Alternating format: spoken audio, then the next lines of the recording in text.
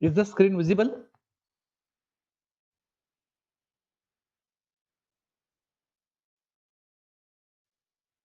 Okay. Yes. Yes. Thank you. Now, what we discussed yesterday, we have discussed yesterday the recursion, isn't it? Recursions, we could not complete, no, that recursion problem. Recursion.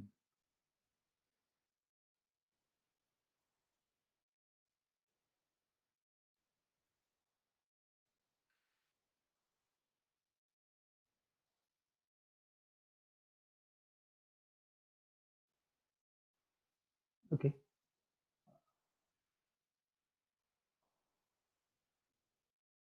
Again, I will just discuss uh, once again what is recursion and when to use recursion and what are its advantages and disadvantages. Okay. Then we'll come back here. We'll go back to that towers of Hanoi problem and we'll solve it. Okay. Uh, okay. I'm just asking you again. Am I audible properly? Yes, sir. Okay. Okay. Thank you. And you are able to see the screens, slides. Yes, sir. Okay. Okay. Fine. Fine. Thank you. So what is recursion? In general, what we say when a function calls itself, okay, uh, iteratively or recursively, we call it as a recursion. Okay. So what is the difference between recursion versus iteration? Iteration can be used in place of recursion, but in all the cases of iteration, I cannot use recursion. Okay.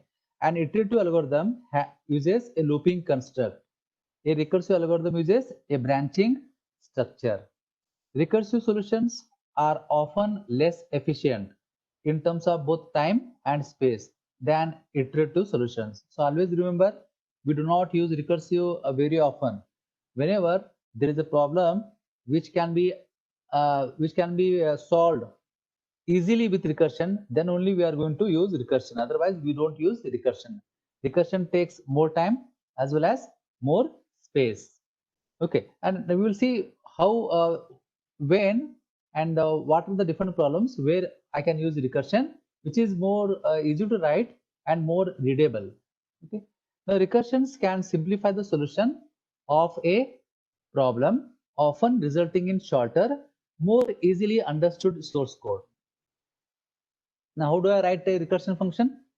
First, you should determine the size factor, then determine the base case. Okay, the one for which you know the answer. That is the key here. You should remember the base case.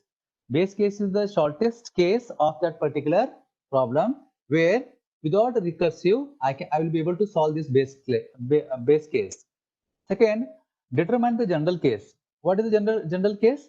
The one where the problem is expressed as a smaller version of itself. Okay. What is the third option here? Third thing we should remember, verify the algorithm, whether my algorithm will end, and use the three question method, whether it will determine the size factor, base case, and general method. Now, what are three questions here? First, the base case question. Is there a non-recursive way out of the function, and does the routine work correctly for this base case? That is the first thing you should always check when you write a recursion function, because we want to exit that particular function. If we are not able to exit the recursion function, we will be in infinite loop. The function will keep on calling itself. And that will make what? That will overflow the stack. You will have thousands, millions of functions, same function calling one another, okay, in the stack. That will exhaust all stack space. Stack is a memory, part of memory.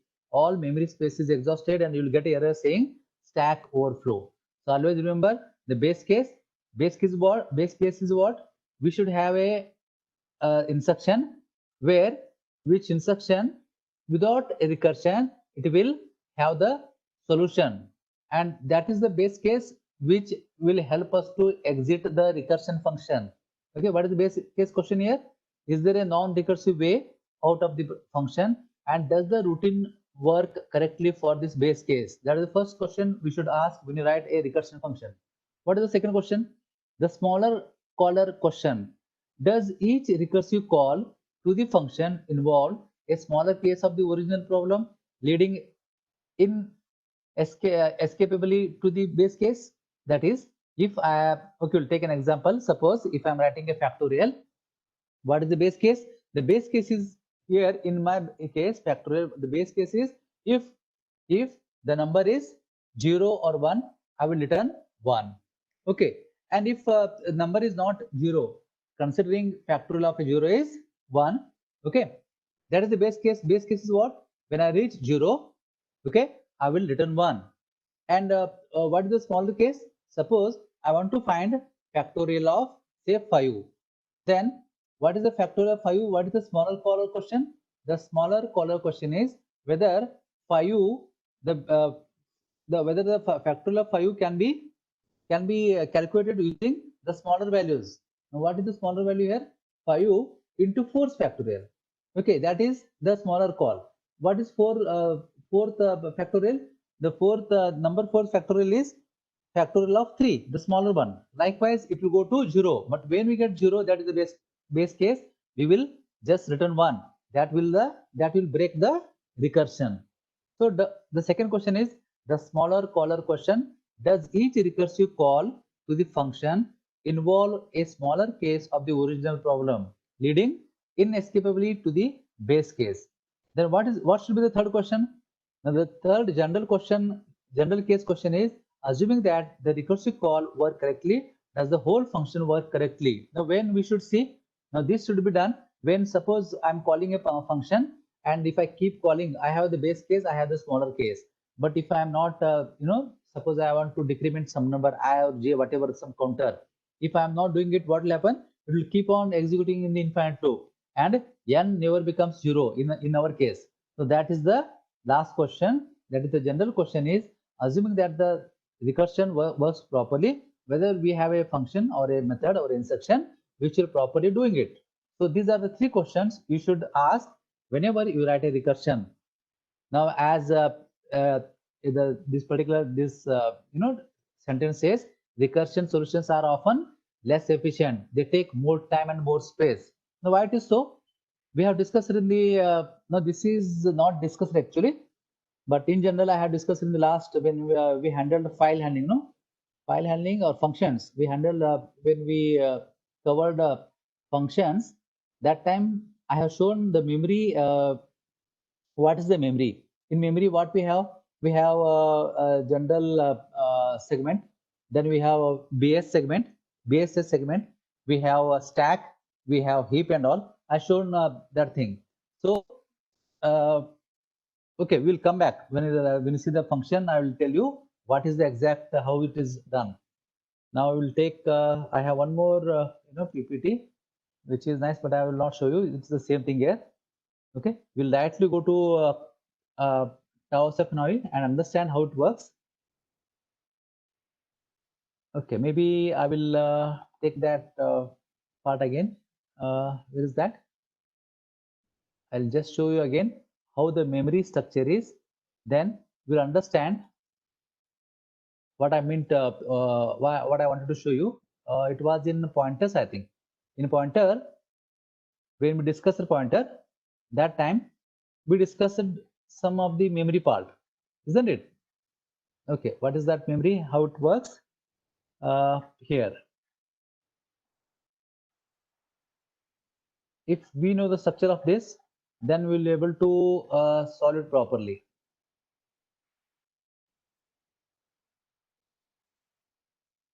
Was it in this particular thing? We took malloc and all alternative way. Pointer 2, no, it was pointer 2, I think it was. Pointers 2.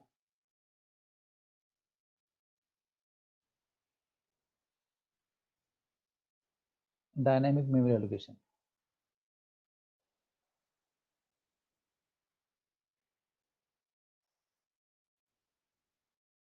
Dynamic memory allocation. If we know that thing, then we'll be able to understand this how it works. Oh, not this, not this.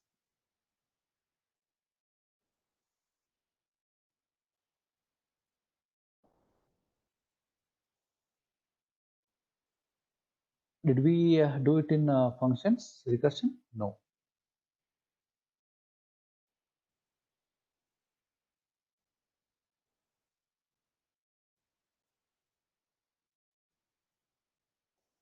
Pointers.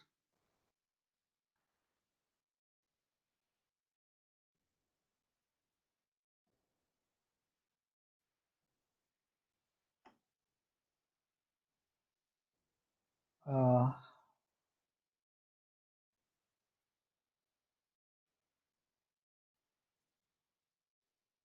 where did we cover that heap and memory and all? We covered, no, in the last lecture 2 days back when we were discussing pointers. Now it is done. Okay, let it be. We'll understand this one with we'll draw the one. We'll take one program. Which one? The recursion one only. What will happen when we do towers of Hanoi? Yes, we have towers of Hanoi program. What will happen here when when I call a function? So this is how the C program works. All C programs start executing from main. Okay, then each instruction will execute. So I will define integer n, printf, scanf. I'll give you the numbers. When a function calls, whenever in any programming language, when a function is called, what will happen? All these instructions, okay, instructions are put on the stack. That is the variables, local variables, and the next instruction where to come, that address is pushed. We call it putting on the stack. Means what? We say pushing on the stack. We have a next chapter which is stack and queues, where we'll understand what is the stack, what is push and pop. Push is inserting into stack and pop is removing from the stack. So once a cursor control comes here, the computer control comes here, to understand I have to jump to transfer. So where is transfer here? Transfer is some function somewhere else in the memory. So a control instruction from this transfer will jump to the function. So what about the next instructions? So once the function is over, it has to come back to the next instruction here. That is the next address where the function will come. So this address plus this local variable and the current status of main is pushed on the stack, and the control comes here to the function transfer. All the instructions are executed. Once you return back, we will pop the current status and the next instruction address where to execute from the stack. So this information, whenever this does, suppose if I call a function 10 times, what will happen? Suppose I call main call is calling transfer. Then transfer calls some more, say A, and A calls B, and B calls C. What will happen? This is pushed into the stack. Then transfer is pushed onto the stack. Then if A, B, C are the three functions again, A is pushed and B is pushed. And what is the last function which is executing? That is C. So C will execute in the memory. Once C is done, it will go back to B. So how? The instructions from the B are taken and B are executed. Once the B is over, you will come back to A. Once A is over, this is executed, then main. So likewise it is. Whenever a function is called, the current instruction of the current function, like in our case main, are pushed onto the stack, and the new function transfer is executed. So program counter, or we call it program counter. What is that? The computer's current execution instruction is taken here, and the whole function is executed. Once this execution is over, we'll come back to the next instruction. But how to come back to the next instruction? This information is put onto the stack. So once this function is over, we will pop the last function's information, and we load into memory, and this instruction is executed. You remember only this thing, that is all. Because again, I think in operating system, in where DLD, yeah, you have a microprocessor. Again, there also you'll understand this particular concept. So how about this one? Towers of Hanoi. Now, what Towers of Hanoi says, will before Towers of Hanoi, I will take we'll have factorial. We'll take factorial. What was the factorial address? It was recursion. Recur one, recurrence. Okay, it's a factorial. Okay, recurrence. Now factorial, what is the base case here? Suppose I want to write a factorial program. Okay, so what is the base case? The base case is this one. If n equal to 0, I will return 1. That is the base case. Then what is the other case, which you call it a smaller caller case, or the recursion which can be executed on a particular information in a smaller form? This is the smaller form here. My input is n, then I can calculate my factorial using fn minus 1. Okay, and next time when I call, again it will be fn minus 1. If I call with 3, this is 3, this is 2, but 2 after calling 2, this will become 2, this will become 1, then it will become 1, and this will become 0. Once it is 0, you will return here, return 1, 1 into 1, 1 into 2, 1 into 3, 1, then that particular into 4. So likewise it is calculated. So always remember, this is the base case. Now with base case, what is this I am doing here? I am not using any recursion value. I am returning either a constant or some expression. That is the information here. This is the smaller caller case. And what after writing your program, you should, what is the general case here? The general case is whether this works, whether we should check whether recursion works, whether we have both the options, that is the base case as well as general as well as smaller caller case, and whether I am reducing my n's value. See this is the value. If I don't write this, what will happen? It will keep on executing in the infinitely. So n has to come to 0. This n equal to 0 should reach. If it doesn't reach, then this particular function will never come out of recursion. It will keep on executing infinite times. Okay. Now, how the towers of Hanoi works? If you start, imagining or writing a towers of Hanoi, it is very difficult. So, towers of Hanoi is a program, okay, or a problem which can be written very easily with recursion. If you don't use recursion, it is very difficult to move all the options. It will be very lengthy. Okay, we'll go back to towers of Hanoi and we'll see. Okay, we'll see only the first part. Maybe this one. Okay. Now we'll in general we discuss. We know what is recursion. So what is the problem with recursion? Recursion as a problem solving technique. Towers of Hanoi, an example of recursive approach problem solving. It is best. It suits for this particular instruction. Now take this recursive algorithms, the good, bad, and ugly. If I am using recursion for rising a base to power n, it's a good solution. If I am using for factorial, suppose finding a n factorial, then this is bad idea. I should not use recursion. Rather, I should use iterative function. It will be more efficient in terms of space and in terms of time. Now, why in terms of space and time? Because always when a function calls another function, the current function is loaded on the stack, that is in the memory, and the new function is taken from memory to execute. This is lot of overhead. Okay, it is a overhead that is pushing onto the stack and popping into the stack. You pushing means you store on the stack, and after the current execution you come back and you read the next instruction from the stack that is popping. So if you're doing it again and again, you are wasting a lot of time, as well as you are wasting lot of memory space of the stack. So that's why recursions are not efficient. Recursion functions should be used only for particular solutions where it is best suitable. What are other case I can use for binary search, and I can use, there are many problems where I can use recursion, but all recursions are not efficient. So that's why we should use for iterative functions. And there are some functions which are easily writable.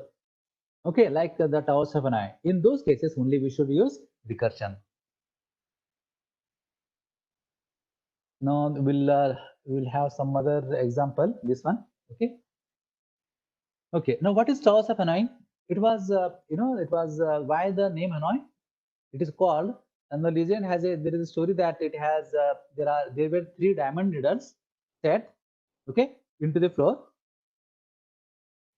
Okay, floor of the temple of Brahma in Hanoi.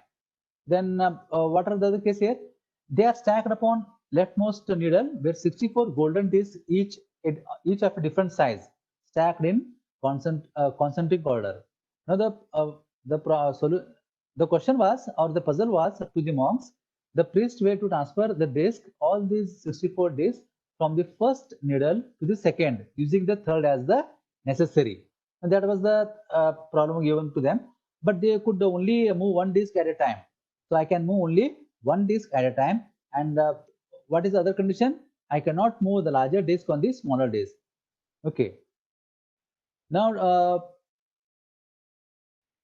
since we can move only one disc at a time, we move the top disc. Suppose if I take an example with three discs, what I will do? I have 1, 2, 3 discs. Suppose I want to move. Suppose if I have name these nodes A, B, and C, and suppose B is the destination and C is the auxiliary. That is temporary. What I'll do, since we can move only one disk at a time, we move the top disk from A to B. Okay, we'll move A to B. Then we have the second largest. I can move it to C. So what I'll move? Then I'll move the top disk from A to C. Now I have the largest here at A, second largest at C, and the smallest at B. Okay. Now what I will do? We then move the top disk from B to C. Now B is moved to C. Okay. Now I have, which is the largest one. We then move the top disk from A to B. So this is the base case. What is the base case here? The base case is when I have only one disk. Suppose I have only one disk. That is the base case. Suppose in my Towers of Hanoi problem, if I have only one disk, what is the solution? If I have only one disk, I just move to A to B. This is source, this is destination, and this is a temporary needle or temporary pole, the space we are using for transferring information. This particular disk. Suppose I have only one disk, what I will do? I'll move A to B. My work is over. If I have two disks, what I will do? I will, if I have two disks, disk 1 and 2, I'll move 1 to temporary disk. I'll move 2 to this B and take 1 on it. Okay. Now we had 3 disks. So what we have done? This is source. Okay. Needle A. Needle B is destination where I want to move all the disks, and needle C is the temporary space. So what is the base case? Base case is if I have only one disk, I'll move from source to destination directly. Then what is the smallest smaller color case in our problem here? The smaller color problem is if I can solve this problem in shorter form.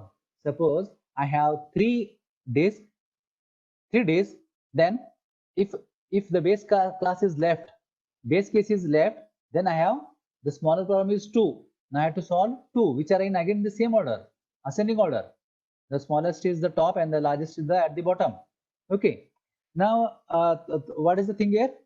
To move any number of disks from source to destination, the first thing I should do is I should move n minus 1 disk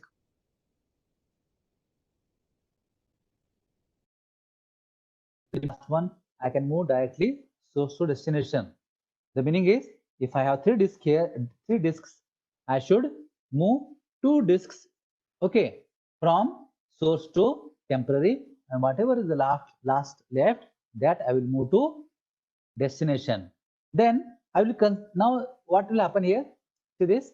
Now this becomes like this. I have moved the last disk to destination. Now this was the source actually the first time. This was the destination. This was the temporary. Now what I have to do? I have to consider this as the source because this is the source and this is the destination where I want to move it now. Move it, and this will become auxiliary. So what I should do now? I should move this to auxiliary first. That is, I have 2 disks. In that case, I will move n minus 1 disks. In this case, n minus 1 is how much? 1 disk. 1 disk I will move from source to auxiliary, and the remaining the last disk, nth disk, I will move from source to destination. So in this case, we have 2 disks. So I will move 1 disk, that is 2 minus 1 is 1. 1 disk from source to temporary space or auxiliary, and this will become the last disk, which is the only disk I will move from source to destination. Always remember, I will move the disk source to destination only at the last time, that is when it is very smaller. But if I have 5 disks, what will happen? It is that's why I told you to just trace. If you write if you have 5 disks, what you will do? We will see the output, then you note down those outputs and try it again. Okay, at least you understood what is the case here. You understand this first, then it is very easy to understand. Suppose I have 3 disks here at the middle. Now this is an example. If I have only 1 disk, what is the case? I'll move from source to destination. That is the end. If I have 2 disks, what is the case here? That what is the base case? Base case is if I have only 1 disk, I'll move from source to destination. What is the smaller caller case? Smaller caller second case is if I have more than 2 disks, then what I will do? I will move n minus 1 disk, that is except the last disk, I will move all disks from source to auxiliary. Then I will move the last disk from source to destination. Now for that, what is not directly possible. Suppose I have say 3 disks, I cannot move from source to destination directly. For that, I have to swap like this. Suppose I will move first disk to destination. Then because it is more than 1 disk, then what I'll do? I'll move first is A to C. I'll move. Then I'll move A to B. Now I have at needle A or pole A, I have the highest one. Now what I have to do? I will move. This was the destination. Okay. So now I have to move B to C. Now what is the case here? I have moved all n minus 1 disks. Out of 3, n minus 1 is 2. I moved 2 disks from source to auxiliary. In that case, I have to move the last one. So if there is only 1 disk, I'll move from source to destination, A to B. Okay. Now this you should do when? Until the source is empty, you should do. Once it is empty, we'll come here. We'll come here. This becomes source. This becomes destination. This is auxiliary. Now what I will do? I'll move n minus 1 disk from source to auxiliary, and the last disk I'll move from source to destination. Now see this. I'll move 1 disk here. Only the last one disk is left. So this I can directly move from source to destination in our case. So this is moved C to B, and the remaining 1 disk I'll move from auxiliary to this one. Okay. So this is this takes a lot of time to understand. Okay, when you write the program. So what about if I have these many disks? So it is very difficult, no? But recursivity is very easy to understand. Otherwise, if it is non-recursive, then it is difficult to write this particular problem. Okay, I'll run this program. You all have to see read the outputs. Okay, read the outputs and then see how it is done. Okay, suppose I'll run this.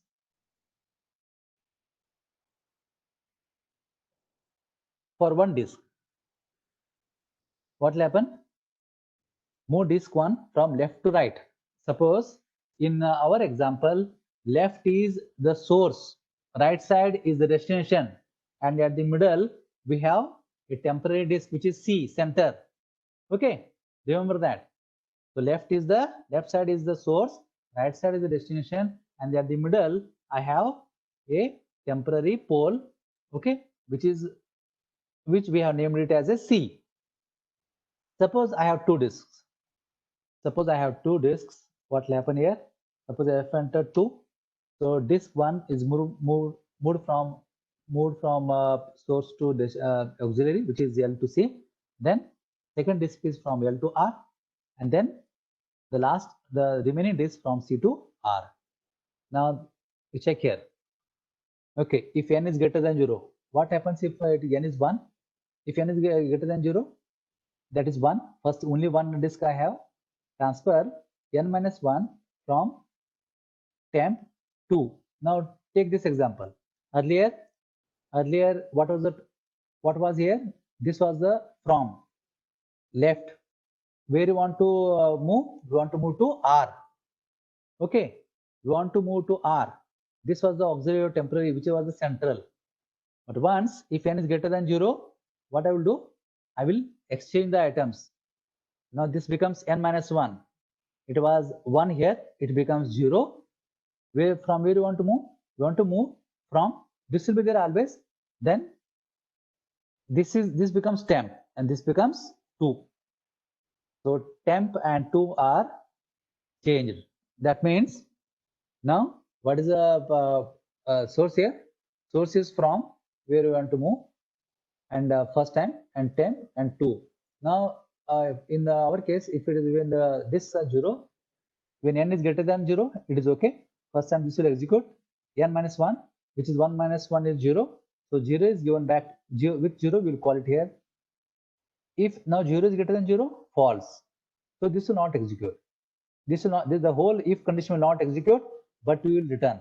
Where we will return? We will return it here, because we have called this particular instruction.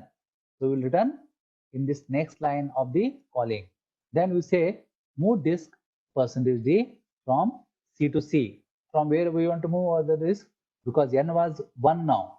N is 1. When you call this, n was 1. So it will say move from n. From was this one, L. So move 1 to L, from L to 2, which was R. Okay, I will just enter this value and you will understand this one. Suppose if I enter 1, see this, enter disk 1. So this is n is 1. When n is 1, when you call it, n is greater than 0, false. This will not execute. If condition will not execute, it will return. Where will return? We will return here at printf. And what we are going to print? We are going to print move disk %d. What is %d? N is how much? 1. Move disk 1. Move disk 1. Where?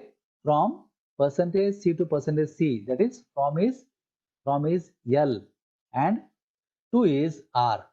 So L to R. That is the first case. Then if I again call it transfer n minus 1, it is anyway it is n was 1. So 1 is greater than 0. No, false. You just come out. So this instruction is executed once.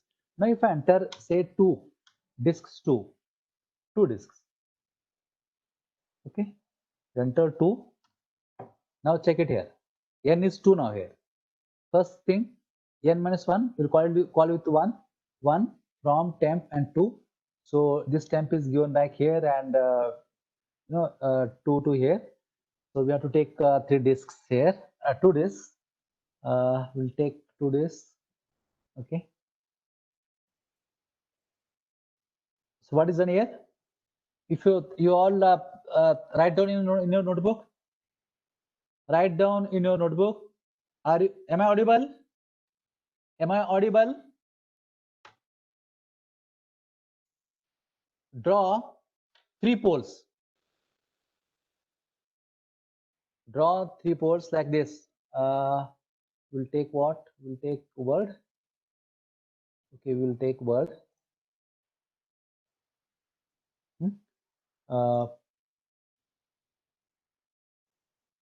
Pictures, shapes, will take 3 poles. Suppose these are the 3 poles.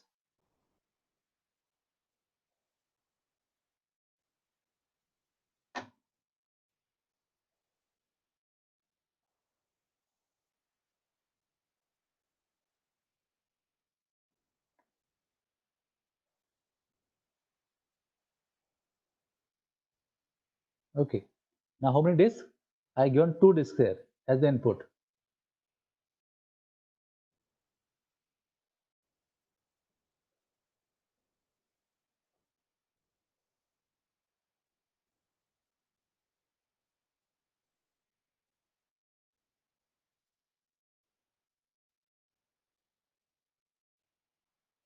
Okay, so what is this? This is left, this is center, this is R. So left, center,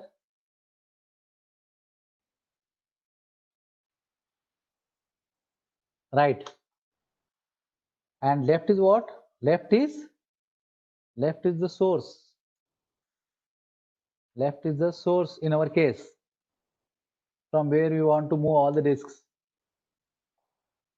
Okay, then center is temporary or buffer. It's a temporary space where we are using for temporary temp.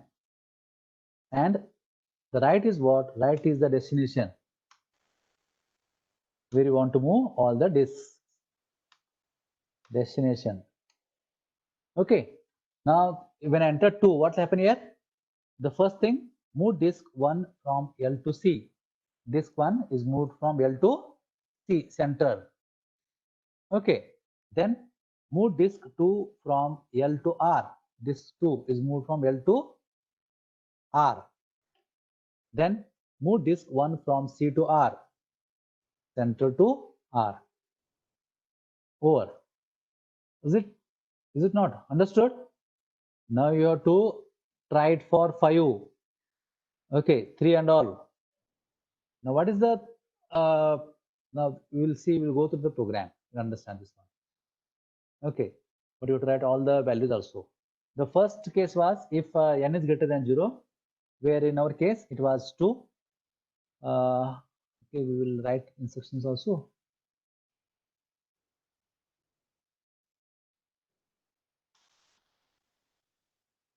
So what is the first case? First transfer. First was transfer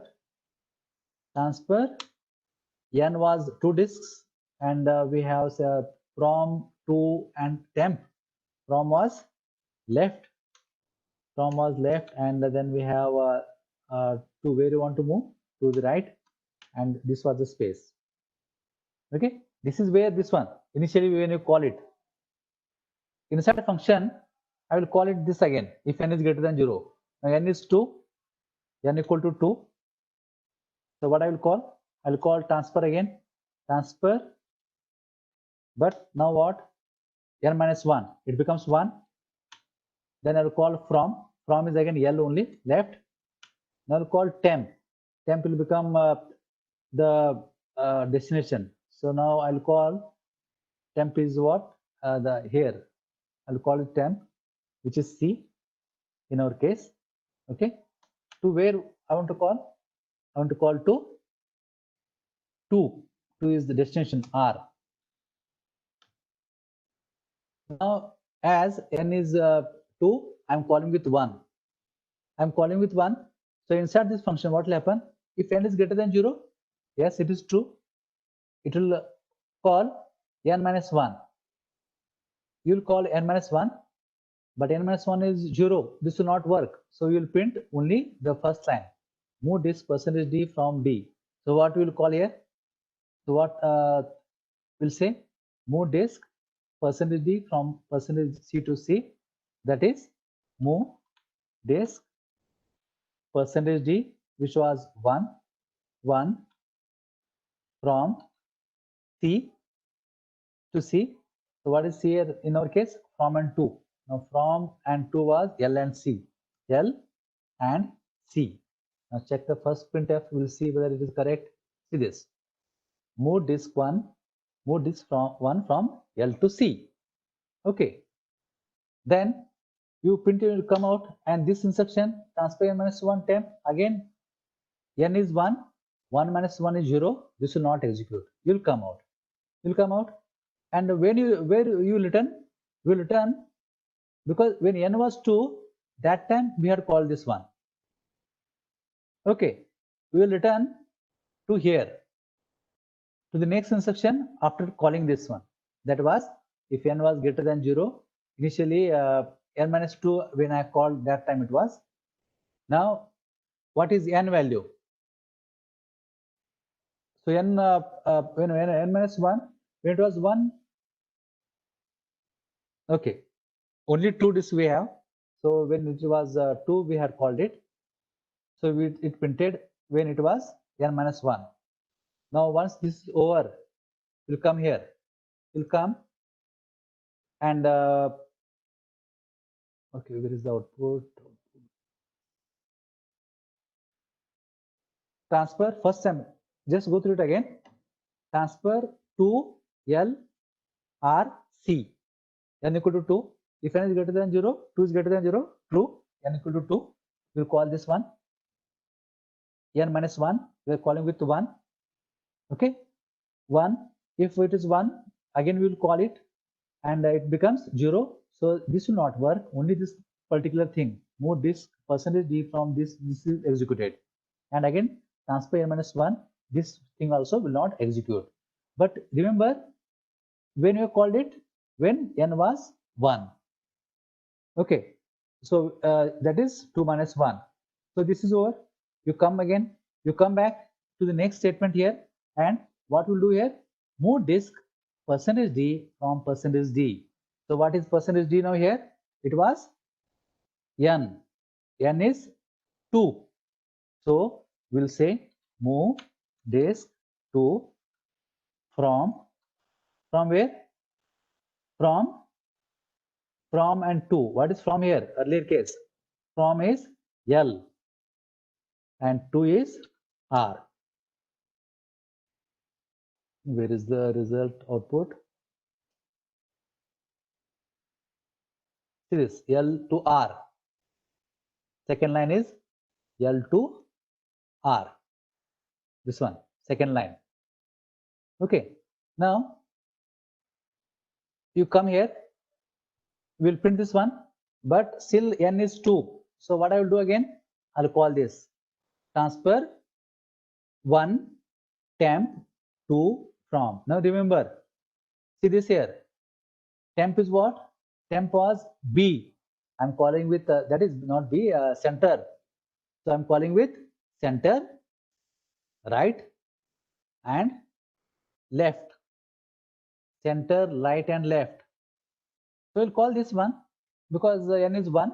So is 1 is greater than 0, true. But this will not run. N minus 1 will not run because n is 1. 0 with it will not run. This again 0 will not run. But this particular print statement will execute. Now what is the statement it will execute? This will execute saying what is that? Move disk. So what is the value here? N? N is 1. Move disk 1. Where you want to move it? But now check here. Temp, to, and from. What is temp? Temp was center. Temp was center. Okay. So temp was from where you want to move. C to 2. 2 is what? Destination, which was R.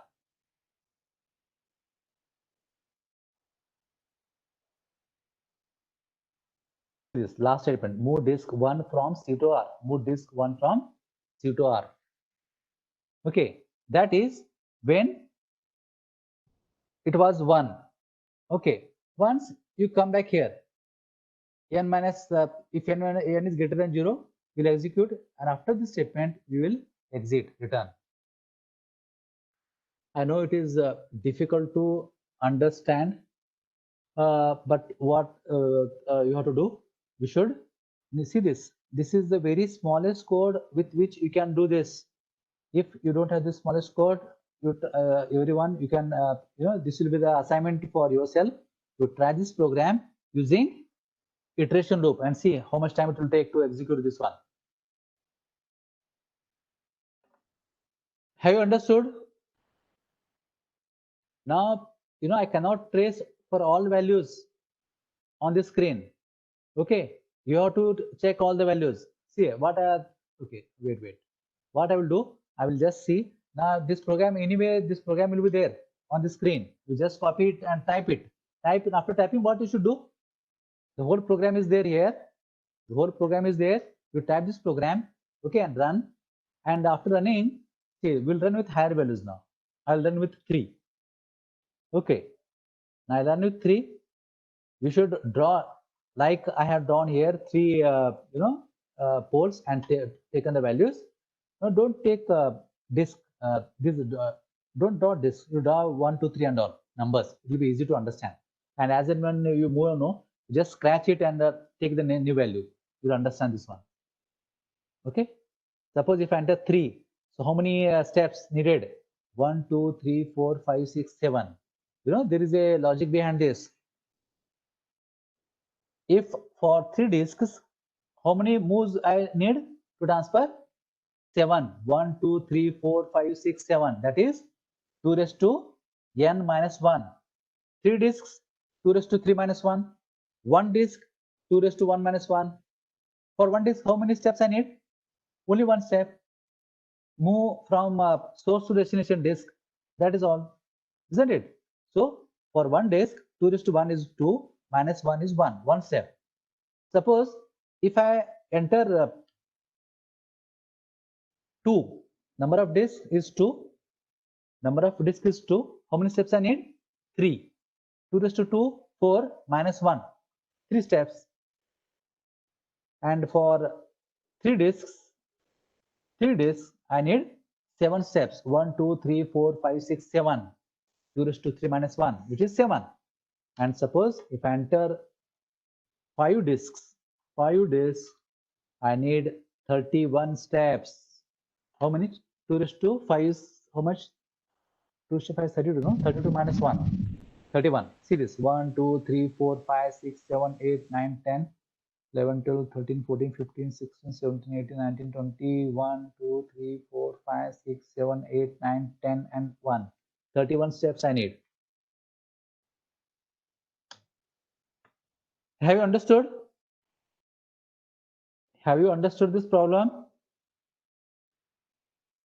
In first instance, to decode this program, this particular problem, it looks very bad because it looks very simple. But when you do troubleshooting, or debugging on the paper, there is lot of things here. We are moving from what is the first case here? We'll move from temp. Once if n is greater than 0, I will move all from to temp and to. So this thing we should remember. The base case is what? Base case is if I have left with only one disk, I'll move from source to destination.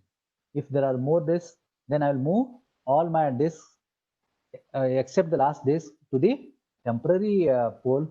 Then I'll move the last disk, which is the largest one, to the destination. Then the temporary pole is taken as the source, and the earlier source, which is empty, is taken as the temporary space. Okay, I want you all to try this program, type this program, run, and check all these values, how this works. All values for 1, 2, 3, 4, 5. Till you check 5, that's all. Because again, to do for 5 also, it will take a lot of time. It will take at least 15 minutes to understand, to write all those n, l, and or those these pole numbers or these needle names. See this how it is done. You have taken the needles are given name. These are characters, character constants L, R, and C. See this character. We are given names to these poles L, R, C. Or you can take ABC also, but it looks very simple. L is left, R is right, and C is the center.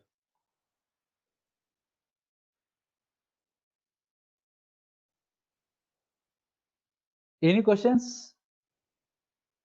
Any questions? Now what we have covered in our first unit? See this. Still we have a lot.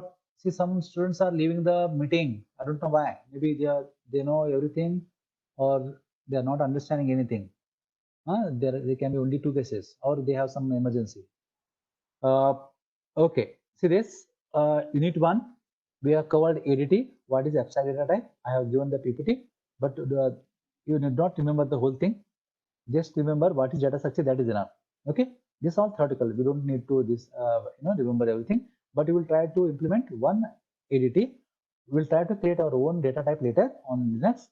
We'll try this one. Control structure is over, array is over, functions we have covered, structure we have covered, pointer we have covered. Algorithms, what do you mean by algorithms? That is enough. Okay. But with respect to space and complexity, I will just again, in the next lecture, we'll see what is algorithm, what is space and time complexity. The recursion we have done, towers of NIV we have done, Ackermann's problem, we'll just discuss this, but we are not going to implement this one. Okay, so I will discuss Ackermann's function and discuss this one in just 2 minutes or 5 minutes, and we will do algorithm, space and time complexity. That is very important because we have to find every algorithm whether it is efficient or not, how much space it takes and how much time it takes. That is important. Okay, in the next lecture is tomorrow.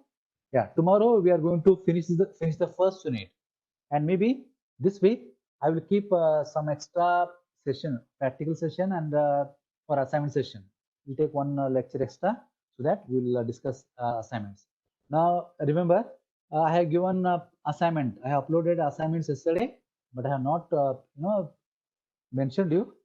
We have Moodle 2021. Okay.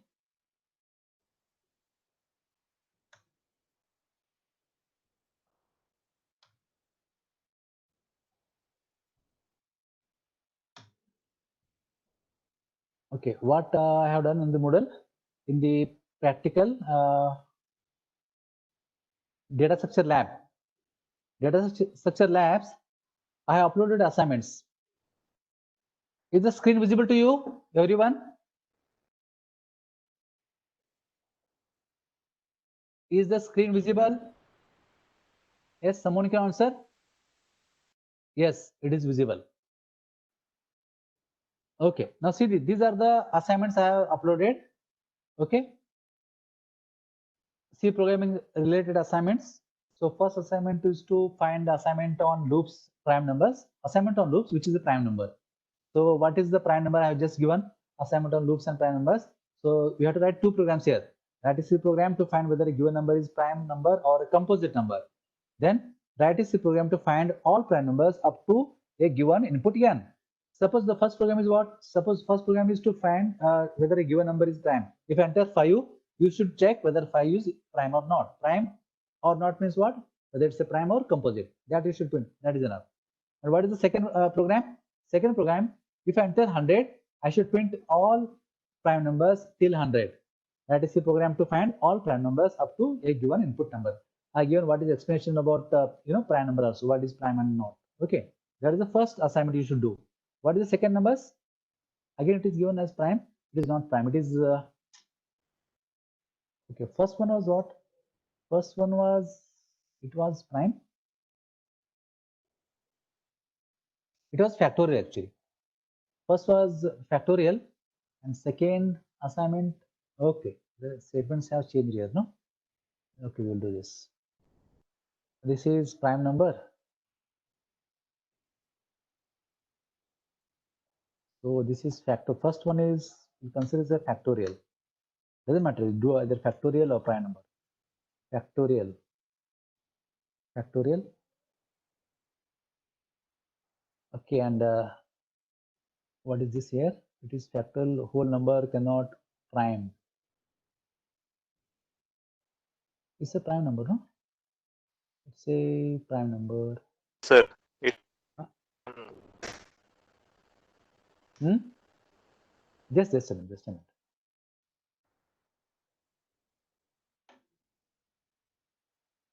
First was prime number, assignment loops on prime number. It is showing me factorial. Okay, I give an explanation about the factorial. It's not a composite number. No, it's okay, it's okay. A whole number cannot be a prime number multiplying. It's correct. It's a prime number. First one is a prime number. And second assignment was on factorial. So write a C program to, now here, what is the second number? Second assignment, write a C program to find a factorial of a given input number. So check the given input number, and the second thing is, second program you have to write is C program to find all factorial numbers up to a given number. Only the title is not changing. Okay, here title.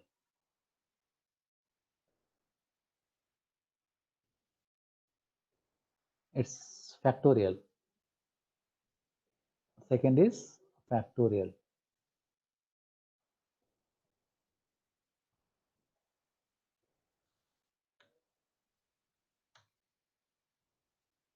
Okay, second is factorial. 2 programs in prime numbers, 2 programs in factorial. Then assignment on loops, strings, and functions. So this particular assignment will consider loops, strings, and functions. All are there. So already I have given this one. So this was the problem. That is a program to find whether a given number is palindrome or not. This is for numeric. Then write this program using functions. You should write function palindrome, which is called from main to check whether a given number is palindrome. So you will write a program to find whether a given number is palindrome or not, but using functions. So you will write a palindrome function, which will check whether given number is palindrome or not, and you will call from main. Likewise, for strings also, that is a program to check whether a given string is palindrome. Again, you will write a function called palindrome to check a given string is palindrome or not. So these two programs you will do. Okay, that is palindrome number and palindrome string using functions. What is the fourth one? Assignment on strings. This you have done earlier. Strings is write a C program to reverse a string and check whether the given string is palindrome or not. We have code earlier, but it was there. That's why I put it. You do with just for or do while loop. Don't use function here. Then the second is write a C program to find the number of alphabets, number of spaces present in the given string. And the third one is write a C program to read a string and find the number of alphabets, number of numerics, number of special characters, number of spaces available in the string. Program should also print number of characters and number of words of the string. So this is already done in the earlier program. You do it again here without functions. Then write this program, save it, do save as, and extend this one to do all these things. So very simple programs. We have covered all these programs earlier. Then the fifth one is assignment in using file handling. So what you will do? We have two files here. The input file is a.out. You read all the contents from a.dat, and see this is the content. Hello, good morning, welcome to KIT. What you will do? You will convert all the content to uppercase, and array, this is not uppercase, no? There is some mistake. Okay, what you will do? Convert all the contents of uppercase and write it to newly created file, which will be uppercase letter. We should write uppercase. Something happened. It is not saved, I think.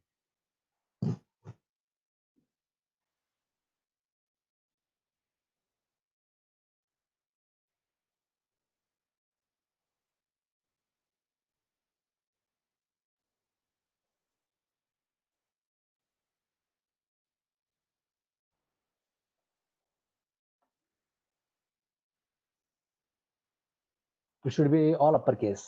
All uppercase. Whether it is not doing it, it's not copying, I think.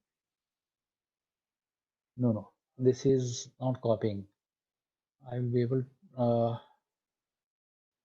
copy.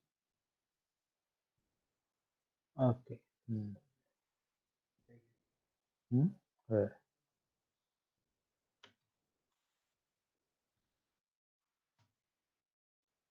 Welcome to KIT College of Engineering.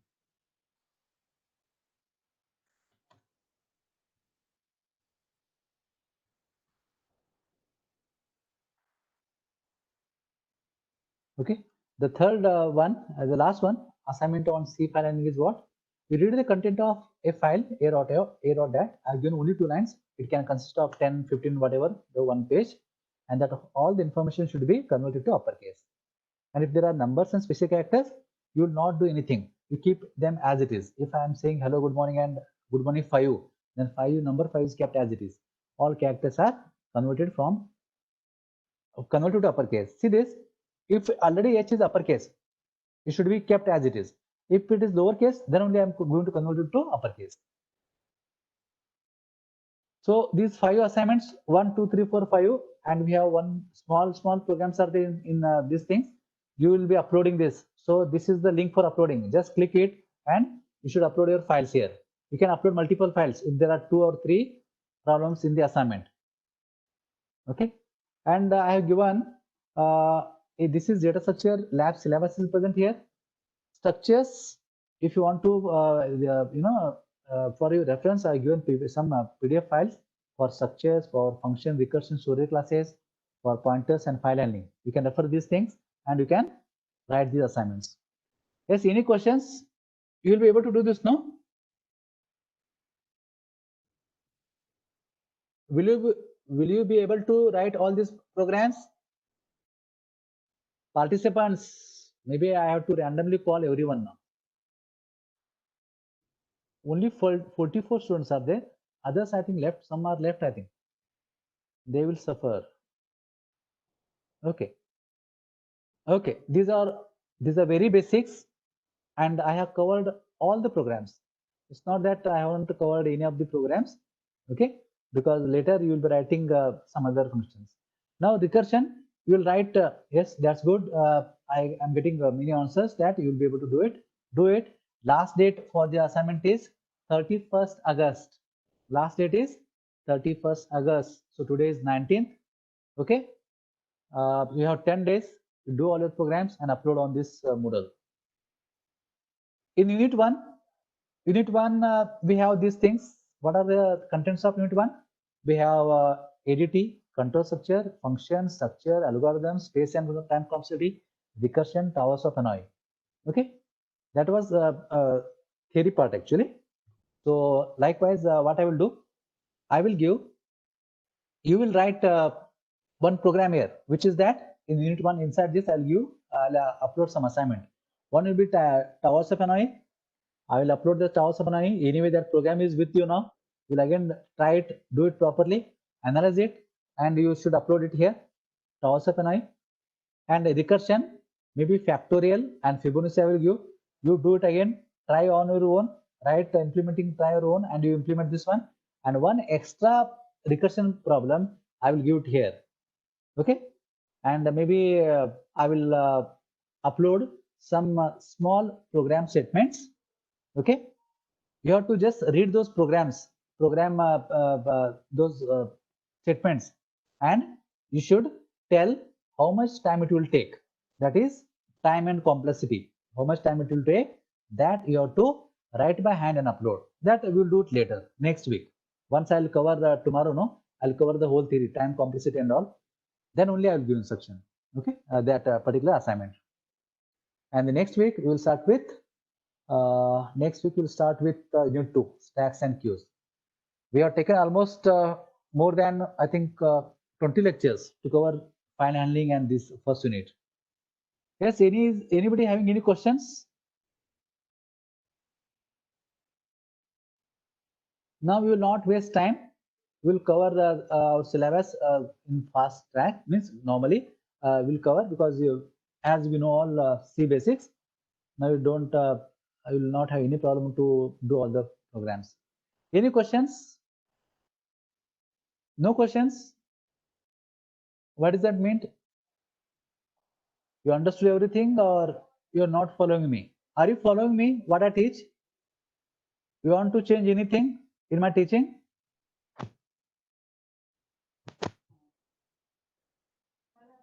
Do you understand? I want some responses. Now, whatever we have covered till now, are you able to follow it? Okay, okay, fine. Okay, now because we are not, we haven't met face to face, so I don't know much of you, and you don't know much. Most of you don't know me. But anyway, virtually we have to do this. I hope we have covered a lot of things. Last, I think 5-6 lectures, I have not uploaded my video recordings. Otherwise, all earlier recordings are available on the YouTube. Okay. Now, as the new WebEx has come, recordings are stored on the Google cloud. So this takes time. I will today try to upload all the videos on the YouTube. Okay. We will end it here.